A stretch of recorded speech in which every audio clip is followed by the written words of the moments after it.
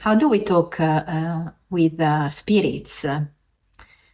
Because people think that is something that can only be done in a state of mediumship, or only by people that have particular skills and the gift to be able to communicate with the divine.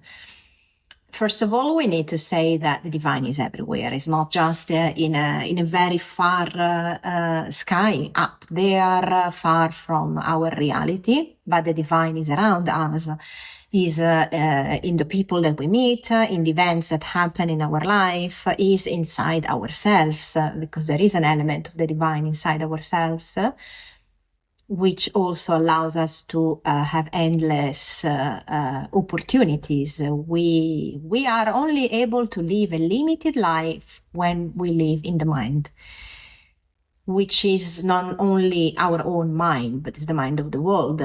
And when we live as slaves of the external reality, thinking that the external reality is the one influencing ourselves and not vice versa. So in that case, if we live in the mind, our opportunities in life are just limited, because the mind is limited.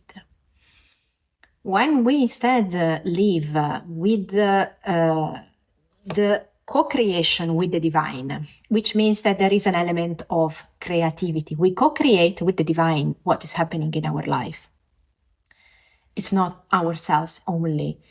And that, of course, it means that our doors becomes big gates that we are allowed to open.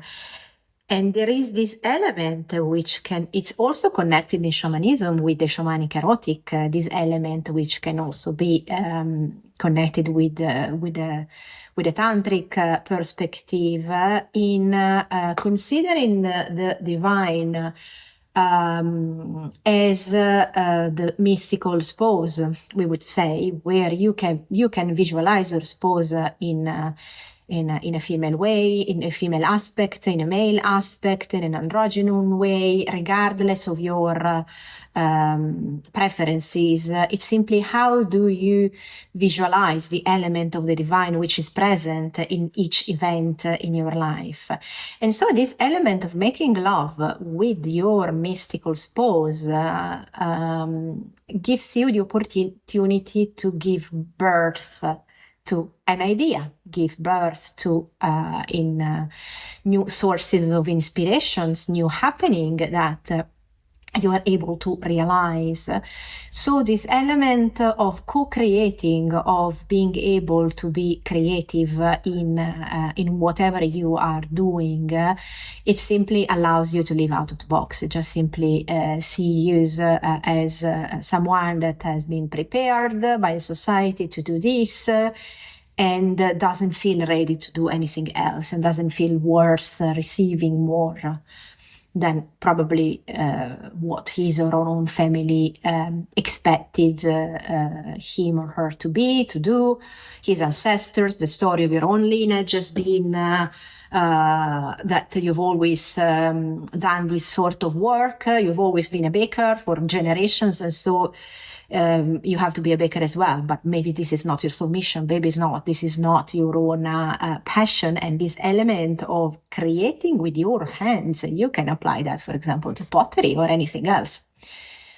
Still, you would honor the element of the soul mission of your own family, because the Ikigai, your soul mission, is the same one of your own family, your own lineage. It's just that each of us expresses in a different way.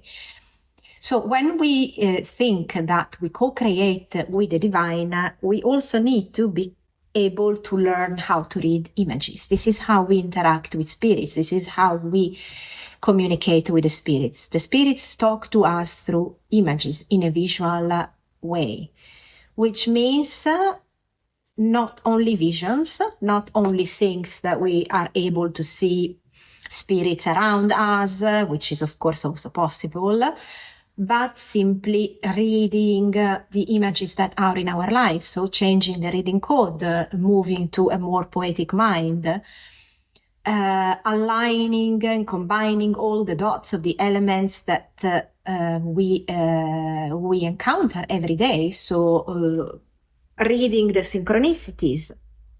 And that is essential, because if we're not able to read the images, we are not able to understand unless we deeply connect ourselves with our other senses, because it might also be that a person is not necessarily visual. So going on a shamanic journey, the person wouldn't be able to see anything, but connect with the divine using other senses, maybe sensations, smells. So this is absolutely also possible. A person is guided through particular odors, smells in life to communicate messages, to pass on that there is, I don't know, an element of danger, or someone is saying something, but his words are not mirroring back his or her own intentions.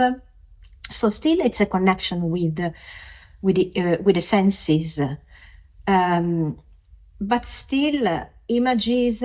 If you are able, of course, to have the opportunity to see in life with the eyes, then you can read images around. If you're not able to see, again, as I said, you would use other senses. You would feel in your gut when something is happening, what's happening. And it's even more powerful because you are not affected by your mind doubts, but you built this strong connection with your sixth sense, with your gut, with your belly, and you feel already, you are informed already by the vibrational aspect around yourself when something is right or wrong, according, of course, to your own level of judgment, not the one of the society that says that it is bad, this is good, as I always say. And so when you place together all the elements of the images, then you are able to create stories. You are able to use the element of the storytelling, which is one of the other important elements of shamanism, because when shamanism was born and people were meeting each other in the tribes, and it still happens in the regions where there are still tribes, this element of gathering around the fire and passing on and sharing stories, or going out for hunting, and then was not important. What was not important was not what animal they had caught, but how it happened, what's the full story behind that. And so applied to our own daily life, our narration is essential, is important in whatever we are interacting with other people.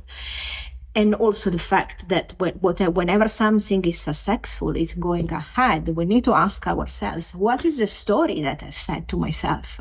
What is the story that I've said to others? Because that is connected with the vibration that we are sending out. How is important the choice of words that we use?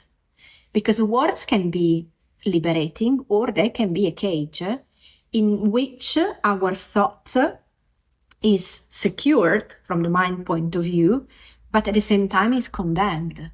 Because we define, the majority of time we say, I will never get this, I will never get that, I will never be successful. And then we don't, because we are strongly supporting that cause. We are supporting that vibration, and we are sending out that. So we only say, yes, if this is happening, it will be a miracle. The miracle is coming from you, when you are co-creating this event with the divine. So then, of course, it's your own miracle.